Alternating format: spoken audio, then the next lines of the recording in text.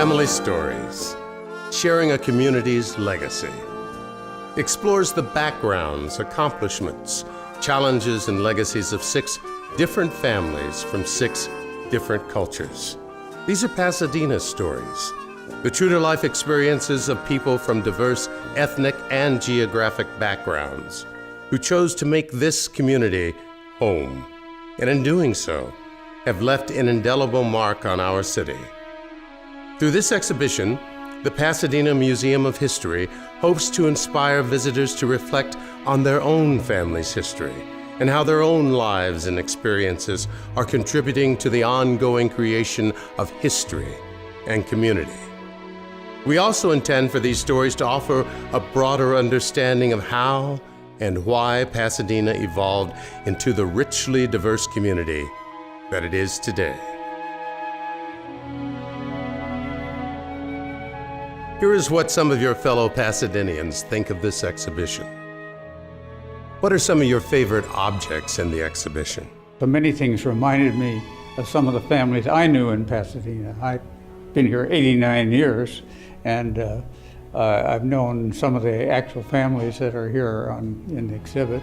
You know, I didn't focus so much on the objects as on the people, the families and the rich tapestry that they wove into the history of Pasadena. That's going to be my takeaway. That beautiful dress by the Stevensons with the picture behind it. I thought that was just really neat to be able to see the dress and then see it being worn at the same time. I love seeing the old sewing machine because I've done some sewing myself. I love the gowns because they're so reflective of the people and the time. I don't have favorites. That's asking like, which child do you like better? I think the important thing is the whole collection, understanding the diversity of both personal items, occupations, photographs. It is the whole collection that makes this exhibit so exciting. Well, one thing that just sticks out is the great coincidence with that radio in the Stevenson family exhibition. She said it was stolen from their house, and then 25 years later her son went to a flea market at PCC and said, that radio looks a lot like the one I had when I was a little kid. And he looked inside and found out that the wiring that he changed as a kid was still in it, so it was that very same radio, which amazes me. It's meant to be, I guess. And then I think what I always enjoy these exhibits are the photographs of the people and places, as being an historian myself and interested in history, especially of buildings. Traditional costumes of the various families that they had preserved over the years gave you a good flavor of the countries that they came from. I was also impressed with some of the jewelry that was on display. Interesting pieces. So I like the toys. It's always fun to see, kind of from a simpler time. The board games reminded me of my own childhood. I love the photographs. I love looking back into the past that way. And I think for a lot of personal family reasons, I appreciated the Armenian exhibit very much. Did anything in this exhibition remind you of your own family's history? My family is also an immigrant family. All my grandparents were born not in this country, were born in Europe. And so some of the family stories here were certainly reminiscent of stories that I've been told by my grandparents. When I look at an exhibit like this, I'm very envious because most of our family items, physical items, has been lost from being moved here and there and here and there. And so I'm afraid I don't have things like this, and I'm extremely jealous of people who do have such wonderful things. There wasn't a lot of stuff that we brought over with us, but those things that we did, I still have and cherish as part of my family's heritage. And I've seen the same kind of things in other families. That, little objects, even if they're very cheap and not meaningful to other people, mean a lot to the families that own them. Although I look like an American and talk English as the first language, I am an immigrant, so I'm sympathetic. One never quite gets over the fact that most of the people you meet are native born, and you're an outsider, or I'm an outsider. Both of my grandparents' families, my parents' families were farmers in small towns in northwest Iowa, so that to the extent that there were references in this exhibit to agricultural backgrounds, to tools that were used in farming and so on, that's very much the kind of memories that I had from growing up. The whole exhibition just, I'd say it really reminded me of family stories and the need to tell stories in your family, because that's the way I think that we learn and the way we remember. And in looking at all the objects and the photographs, they're so, you can just almost feel the stories wafting off the objects. Did this exhibition excite you about researching your own family stories? This is something that needs to be a priority with families, because the wave comes in and wipes out the footprints. And without these family histories and the stories, they're nothing but born, died, married. It just kind of reminded me about how important it is about family history. My dad has so many wonderful stories, and I gave him a little dictation tape, and I begged him to just completely remember all those great stories he had and put them into the tape, and then I'd have somebody type it up for us, and then we'd have a great family history. And it's nice to see what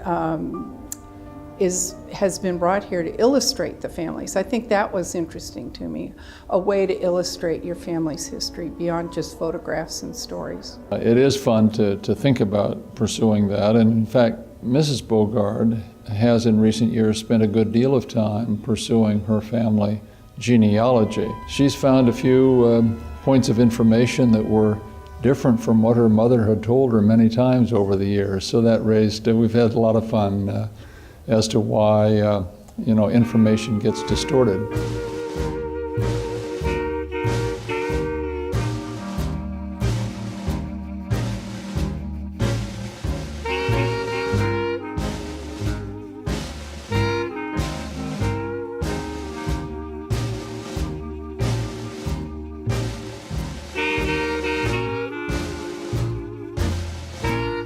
Did this exhibition change the way you think about Pasadena or your neighborhood? It did not change mine.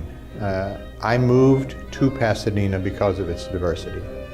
When I moved here from Chicago in 1970, I looked around extensively in Southern California, and it was precisely diversity that led me here. As I walked around, I kind of realized that, you see what the true hardworking people did in the city of Pasadena and what they built here. And I'm just so proud about that. I'm sure there's some great famous people here from Pasadena, but I think what we see here are the people who actually did all the hard work and the hard labor to kind of build it to be what it is today. Well, it certainly illustrates the diversity of people who were at the origins or the early years of Pasadena. One tends to think of Pasadena in a kind of stereotypical way as being the home of wealthy Easterners and Midwesterners who came here either to grow citrus or escape from the winters. These stories are about real people, real families who lived here, made a living here in a diversity of trades, and evidently did very well. I frankly, I never thought of Pasadena in terms of being historically diverse. It's a community that I'm very much impressed with in terms of its current diversity, but I hadn't really realized how long some of the immigrant groups had a presence in Pasadena. I've always thought that Pasadena was essentially a big city compressed into 24 square miles. And this exhibit reminds me, and I think should remind everyone, of just how complex a place this actually is. Describe any characteristics you would identify as unique to Pasadena. I don't think there's another community in Southern California that celebrates diversity in the way that Pasadena does, and that gives it more than lip service. This exhibit is an example of that, and they're just so many in Pasadena. The cultural diversity, the fact that we're not just retelling the tales of the millionaires on Orange Grove. That's an important part of Pasadena, but it's not the only part of Pasadena.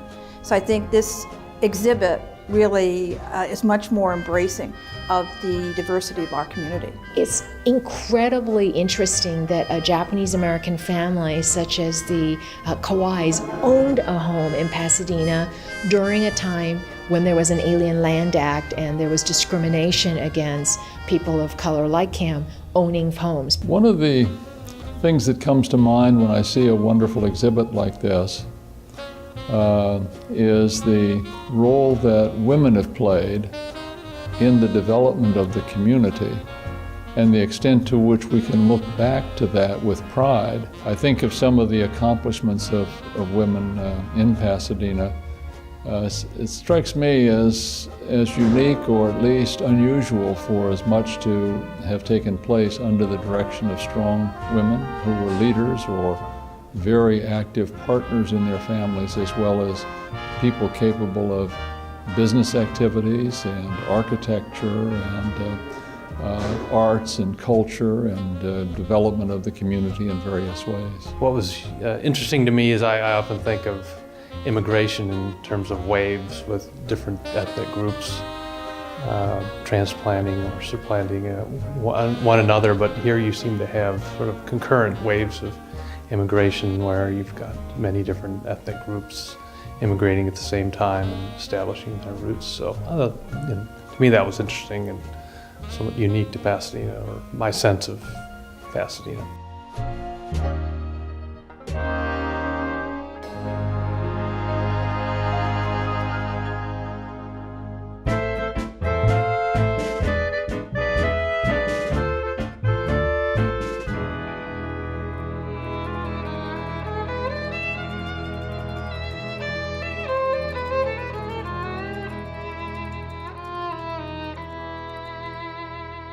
Please describe anything in this exhibition that surprised you.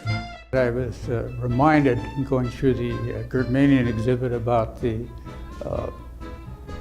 troubles the Armenians had with the Turks and how many were killed and deported and all that sort of thing. So why so many came here to California. I'm always, again, jealous of people that keep stuff for decades and decades and centuries that maybe others think is not important.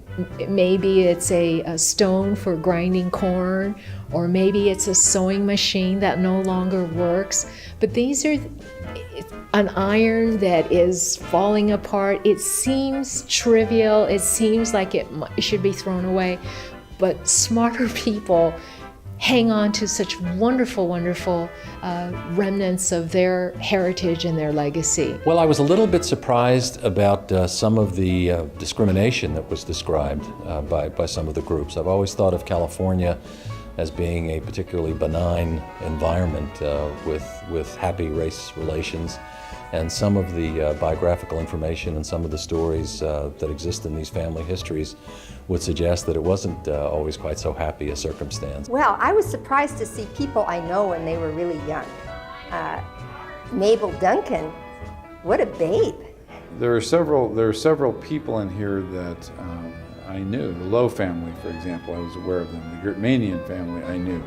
I thought I knew a lot about them. This exhibit told me things about their family, about their history, about how they got here in a way that I would have never known without this exhibit. It also surprised me, and I was involved in the planning for this for a year and a half ago, or whenever we first came up with it.